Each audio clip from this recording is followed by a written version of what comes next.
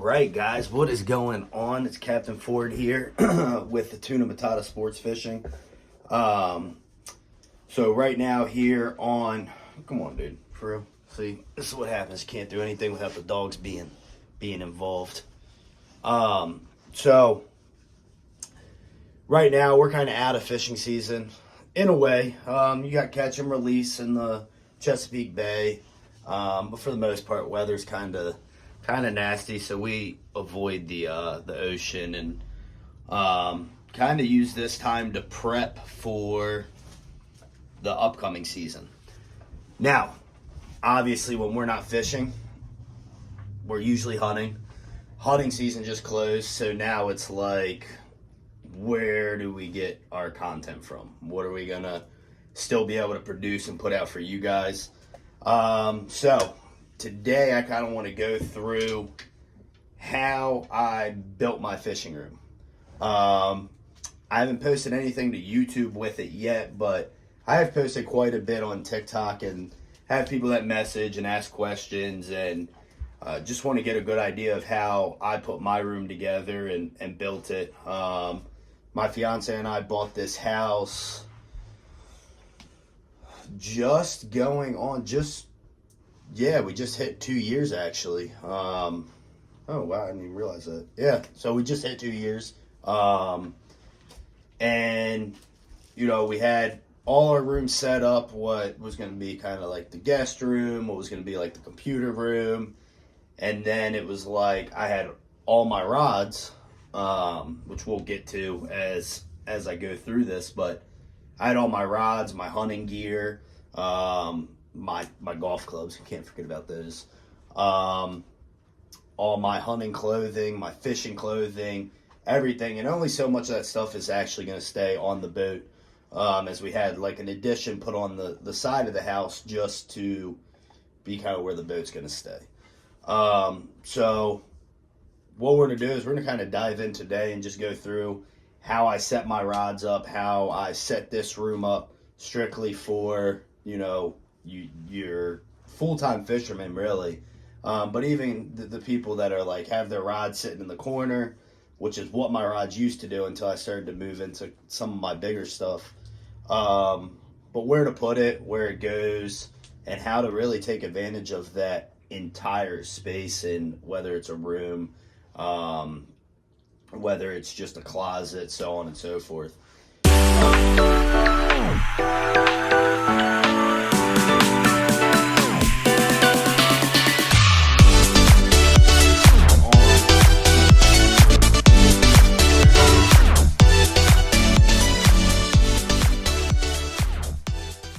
All right, so I don't really have a ton of videos of what the room looked like previously to me getting it. It'll be like pictures and whatnot. But we're pretty much just going to walk through and show you the room, and then we'll break down kind of what we did and how we set it up and what we decided to do. And like I said, what took advantage of every piece, a little bit of space that we had. So, all right, guys, so this is where we started with our house when we first bought it. This is what the fishing room looks like. Keep in mind, we bought this house, so I did not decide these colors. I did not decide the design, any way, shape, or form. This is just what we had, and this is what we started with when we bought the house. All right, so this is the room once it was all finished. All right, so I mean, you could clearly see we took advantage of every bit of space in this room. Like I said, the dogs have to be involved. These rod holders were all filled completely. We started to kind of break down some stuff that we're going to use this year, and then got rid of some of the stuff that we're not going to use. And have a couple new things that are in the works of being done. So, you know, they'll end up being filled, but this is kind of what the room looks like. All right, so let's go ahead and go through how we set this up. So the first thing that we did was we took 2x4s. All right, we took a bunch of them, and they don't need to be weatherproof or water resistant or any of that stuff, or sprayed or anything. We literally took those, found the joists in the ceiling, all right, using just like your typical stud finder, and made our mark and screwed that right into the ceiling. You can see where we set it up. So we screwed in right there. We screwed in right there. We screwed in over there. All right. We did the same thing. We threw a line from this one. I don't know if you guys are familiar with a chalk line. We threw a chalk line from right here over to here, and we knew that's where that other 2x4 was going to go. And we just drew a line right down the center. That's what determined where we were going to put our screws in. Now, we did that on this side as well. So both sides are done. They are screwed directly into the joists, so you shouldn't have an issue of this falling out. Like I said, do not, and I repeat, do not just put this straight into the drywall. You'll get like 3-4 rods up there. These things are not light. They fall on your head and knock you out. I don't want to be involved. All right, so we just took hooks that have the screw attached to the end, drilled a pilot hole, and then we just sent those up by hand. Now, a little trick. All right, so now instead of trying to just send these up and do it all by hand, you take, I'm using a pen, you can use a screwdriver, you put it right in there, just like that, and just hold on to it, just right there, and then this is what spins it. So in case you don't feel like, just keep going like this. But either way, they both work. It's whatever's easiest for you. All right, so that's how we sent the hooks in. Drill a pilot hole, send them up, screw them in by hand, righty-tighty, lefty-loosey. We only went the distance in which the wood was. All right, so I did not go into the ceiling. That way, if I decide for whatever reason to take these down, I don't have to use a whole bunch of spackle and stuff like that to fill those holes in. They're only into the wood. Like I said, the wood is braced up into the joist, so that's not going to come down unless we unscrew it. Now, same thing here. We took those hooks and we put them right into the studs in the wall. All right, so I can hang my bow there. Have a crossbow. I have that hanging there as well. You know, we got to have the Attuna Matata sign in here. So we have that. That's just screwed in. Then we added the some of our trophies. All right, so we got a nice little 8-point. That was actually my first buck ever. This was a cool story with this was a 214-pound buck that, you know, it wasn't worth mounting, but I had to do the European. And then this one right here, got this in the middle of a rut, nice big deer. We got that big eye that we landed this year.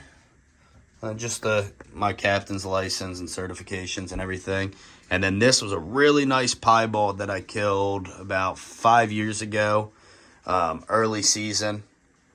So, you know, got to set up a little bit of decorations. Also do kind of like my YouTube editing, all my stuff right here.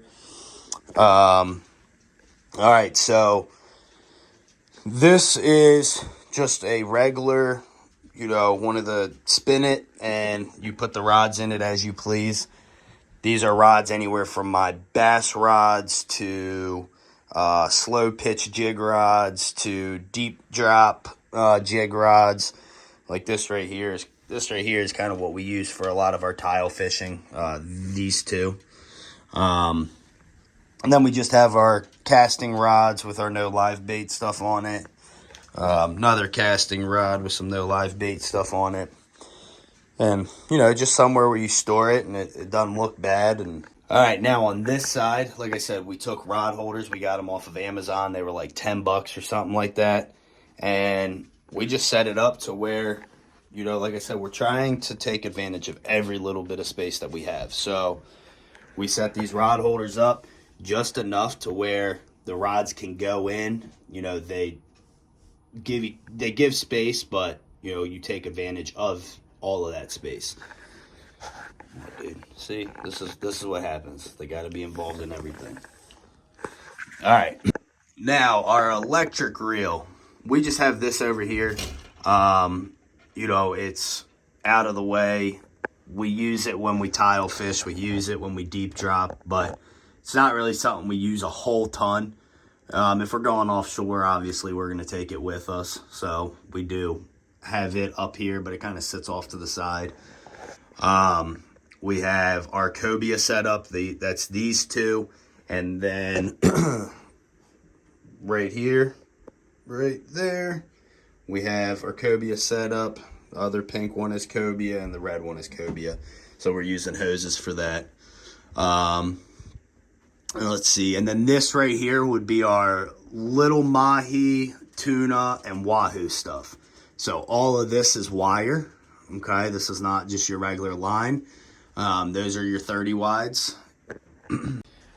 Then right here, yeah, got some birthday gifts that we hung up and thought it went really, really well in here. We have our spear gun.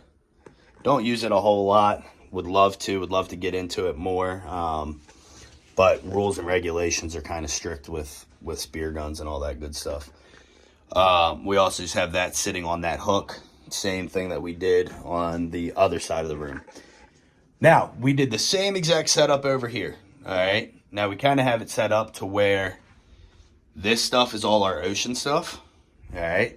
And then this stuff is all our bay stuff. Now, the surrounding, right, all this is going to be kind of like our everyday. If we're jumping in the Chesapeake Bay, maybe we got to get out there and troll for, I don't know, maybe we're commercial fishing or doing something where it's like, hey, we got to go, we got to be quick. That stuff's always rigged up, ready to go. The ocean stuff is rigged up day before, okay? I don't like a lot of my stuff sitting there. You know, we went out bluefin fishing. This stuff was just rigged up. Let's see, what else? You know, very rarely, you can see right here, all the lines are still on these. They're not even ran through the eyes or anything like that. I don't want to, you know, get bad line on there or any of that stuff. Let's see, what else? All right, so this right here is going to our swordfish setup. So this year our goal is to do a lot more sword fishing. It's becoming pretty prevalent here in the Northeast.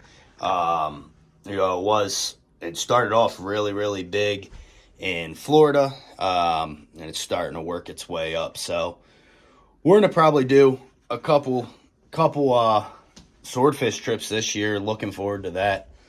But you know, same thing over here. We put the wood up through the joists. We sent the hooks up just like we did on the other side. Nothing different. And then some may say, like, how do you determine the distance in which you're going to put those hooks?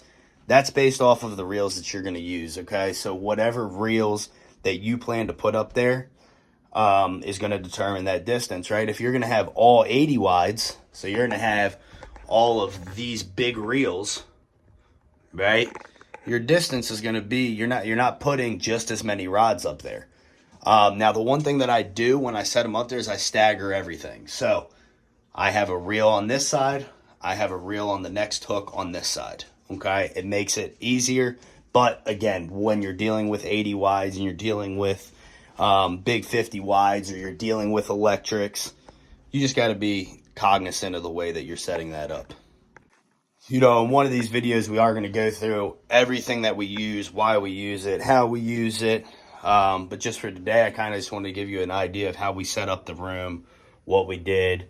We have spreader bars that are hung up over here. These are usually ones that I build or, you know, have to be worked on. Just something where we're changing the line out. And then our two big casting rods. So right here, this is going to be our This is gonna be our Saragossa. That's for our tuna poppers. You know, we're fishing for big fish, and we're casting for them. And then this right here is just a Stratic 5000. That's going to be, again, like our bigger rockfish. We're casting for them, stuff like that. All right, so that's pretty much how we set up this room. Like I said, it's literally 2x4, 2x4. We obviously did not go, dude, come on. See, I'm telling you, they just want to be in the video. Obviously, we did not go across the entire room because we do have a fan in here. So the last thing that I want to do is go across, send a reel across the fan, and then boom, it's broken. Or, well, probably the fan would be broken more than the reel, but not something I want to deal with. Super, super simple, though. You're really taking advantage of space that's on the ceiling that you don't have to worry about. So appreciate y'all for watching, and stay tuned for what we have next. See y'all.